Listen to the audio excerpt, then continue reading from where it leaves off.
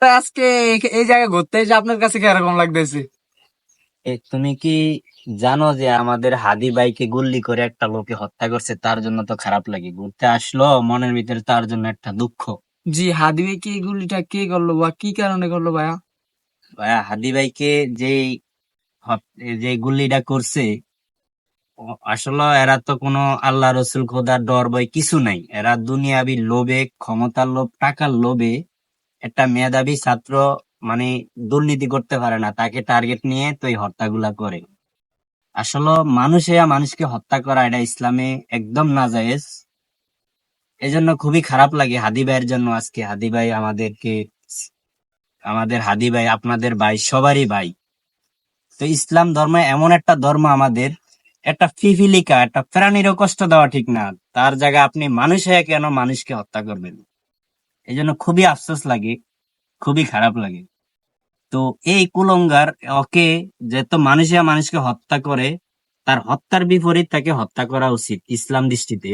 কারণ কেউ যদি একটা থাপড় দেয়, ওই পরিমাণ থাপড় দেওয়া উচিত। কেউ যদি একটা অপরাধ করে, তার সাথে ওই পরিমাণ অপরাধ করা উচিত। যেহেতু মানুষকে গুল্লি করে আল্লাহর দেওয়া নেয়ামত, এই বডি, এই শরীর হইছে আল্লাহ পাকের একটা নেয়ামত। এই আল্লাহর দেওয়া মাল, এই শরীরটা আল্লাহ পাকের ইচ্ছা। তুমি হত্যা করি নাকি? তুমি কি জীবন মারাইতে পারো মানুষের? তুমি কেন আল্লাহর সাথে জুলুম করলা?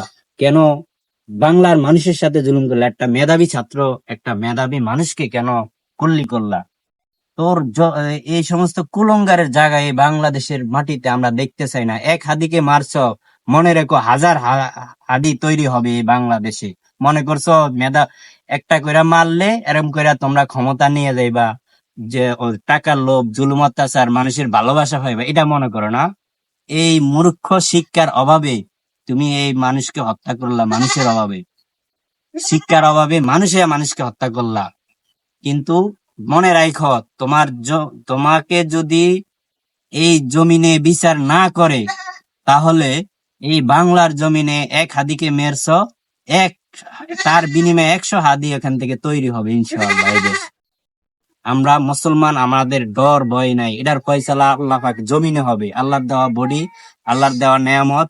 তুমি হত্যা করিন না কি? তুমি গুল্লি করার জন্য কে?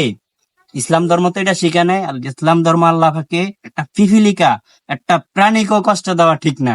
আর সেই জায়গায় তুমি মানুষে কেন মানুষকে তুমি গুল্লি করো? এই সাহস পাইছো কোথায়? এই বাংলার জমিনে যেই হাদি ভাইকে হত্যা করছো, তার বিনিময়ে তা 100 হাদি তৈরি হবে এই বাংলার দেশের ভিতরে। আমাদের একটা নেয়ামত, আমাদের অনেক মেধাবী ছাত্ররা আছে। আর তোমরা কুলঙ্গাররা টার্গেট করছো যে একটা করে মেধাবী মানুষের মারলে নাকি তোমরা ক্ষমতা পাইবা, টাকার লোভ। হ্যাঁ, এই এই মন গড়া এই সমস্ত এগুলা তো আগে জাহেলিয়া আবু জাহেল, ফেরাউন, নমরুদে করতো। আর সেই নমুনা তুমি দেখাইতেছো। তোমাকে যে এই কুলঙ্গারকে ধরে দিতে পারবো, সরকার একটা কাজ ভালো লাগলো। সরকার তার জন্য ঘোষণা দিয়েছে 50 লক্ষ টাকা। 50 লক্ষ টাকা তাকে সম্মানী দেওয়া হবে যদি পুলিশের হাতে ধরিয়ে দিতে পারি। এই হাদি ভাইকে যে গুলি করে হত্যা করছে, তাকে আপনারা ধরে দিবেন ইনশাল্লাহ। ইনশাল্লাহ আপনিও সওয়াব পাবেন। ইসলামে আছে যে একটা অপরাধী যে অপরাধ করবো, ওই পরিমাণ তার উপর অপরাধ করা। কারণ আমার হাদি ভাইকে গুল্লি করছো, তার বিনিময়ে তোমাকে গুল্লি করা, এটা উচিত, ইসলামে জায়েজ, উচিত না ভাই? উচিত ভাই। ইসলামে এতটুক জায়েজ, যতটুক কষ্ট দিবা অন্যকে, তুমিও ততটুক কষ্ট ভোগ করতেই হবে। তাই আল্লাহর দেওয়া নেয়ামতকে আর কেউ আমরা এমন করে ধ্বংস করবেন না প্লিজ।